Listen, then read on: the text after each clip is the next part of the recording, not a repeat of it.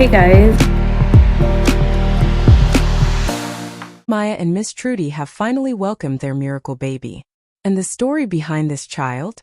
It will break you, and then rebuild your faith again. For 5 years, Miss Trudy was pregnant almost every single year. And every single time she lost the baby. 6 pregnancies. 6 miscarriages. Imagine preparing your heart, preparing your body, preparing The day where I lay it all down, like I let you guys know what's been happening. Guys, the truth is, trying to compose myself. The last 4 years have been really difficult. I have been struggling with multiple miscarriages. I've been pregnant every year for the last 5 years, but then I'd have a miscarriage, and it's been extremely difficult. I don't even know where to start. I don't even know how to put it. It's been such a long journey. You guys, if you know me, you know I like working hard. I like being consistent. But you guys noticed I stopped being consistent. I would disappear for 3 months and come back, It's because I have been pregnant 6 times. And 6 times I have had miscarriages, and it's the hardest thing I've dealt with in my life, other than the loss of my mom, is the loss of my pregnancies. your future, only to lose it again and again. She admitted something that shocked many people. She said she had lost faith. She questioned God. She felt depressed. She felt confused. She watched other women carry their pregnancies smoothly while hers ended in heartbreak. And the worst part? She was suffering in silence. Online, people saw content. They saw smiles. They saw consistency. But behind the camera, she was grieving. In September 2021, doctors reportedly told them they might not be able to have children. And here's what makes this story powerful. At that time, Wode Maya had not yet married her. Many men would have walked away. Many families would have advised against it. Especially in African culture, where childbearing is often seen as central to marriage. But 2 months later, he proposed. Not because of children, not because of pressure, but because of love. That decision alone speaks volumes. Let's be honest. In many African societies, once you marry, the countdown begins. 3 months in. Is she pregnant? 6 months in. What's the problem? 1 year in. Maybe she has an issue. And no matter what, the blame almost always lands on the woman.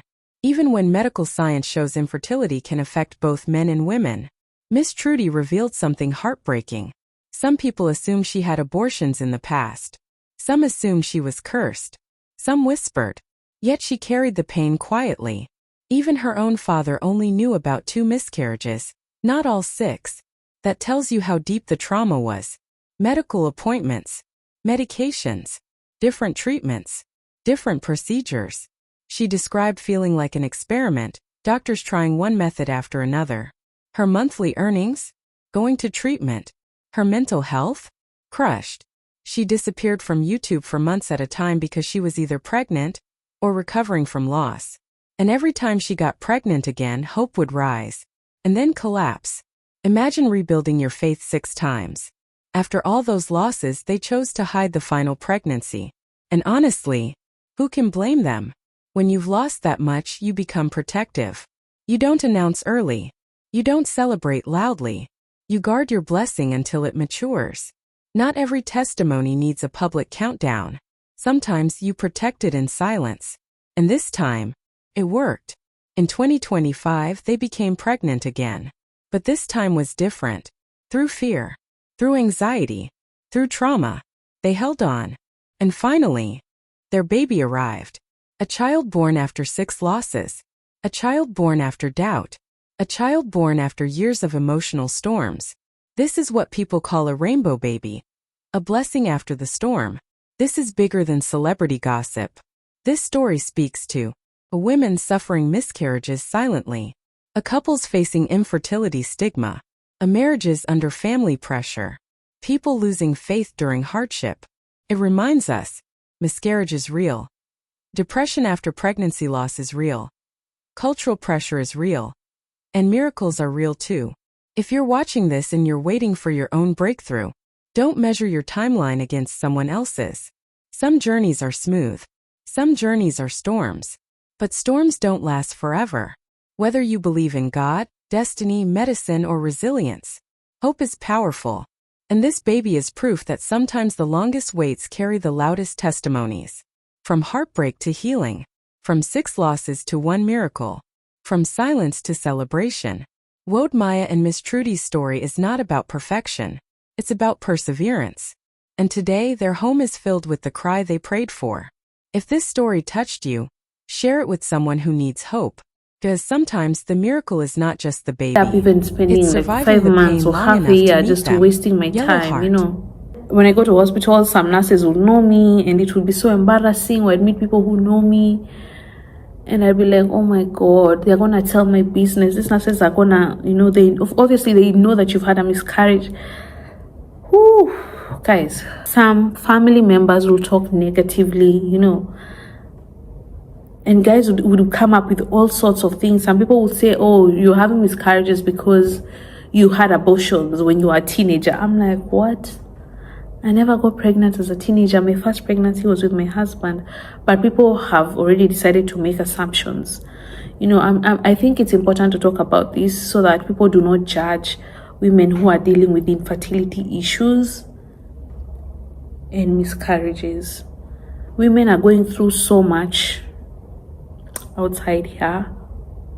I just want to talk to a woman or a girl who is dealing with infertility or having multiple miscarriages. I want to let you know that you're not alone, you know. And I know it's difficult, but you're gonna be okay.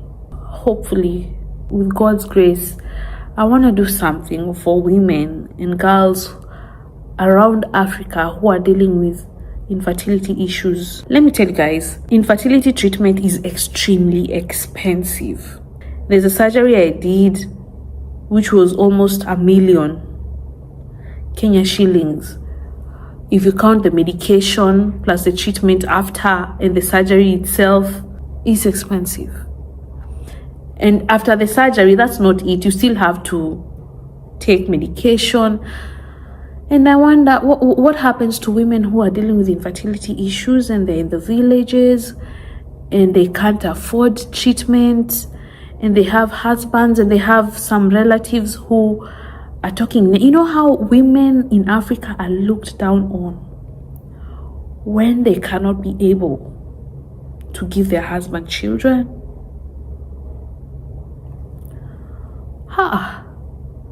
So blessed. I have the best mother-in-law ever in my husband's family. They're just amazing people. But, you know, I've had relatives who, a relative has told me before, you know, you have no right to comment about kids until you get your own, you know. And I'm like, it's not willingly. It's not like I don't want to have kids. I'm just having issues. Guys, I don't even think I am articulating myself well. I think I'm all over the place. I don't know if you guys get me. Life has been hard, but you are forced to, you know, smile and, you know, keep going. Those of you guys who have been asking why is Miss Trudy, and guys have been talking negatively, saying, oh, getting married kills dreams, you know, blaming my husband every day, not understanding that my husband has nothing to do with my depression. In fact, he has a lot to do with why I am okay today, you know. He has sacrificed so much. There are times we had to go for interviews. I remember this time specifically, he was going for an interview with Lingogi. So we had just experienced a miscarriage. And we went home and we cried together in bed. We were snuggled together crying. Lynn was calling, hey, we are waiting for you. Are you coming? And he had promised he would go, you know, many weeks before. So he felt like he couldn't cancel and he was leaving the country. So we cried together. Then he dried his tears up, took me to hospital, went for the interview, then came back. So please, if you've insulted Maya, thinking he's done something to me, please just take it back. Just not perfect, but he's the best.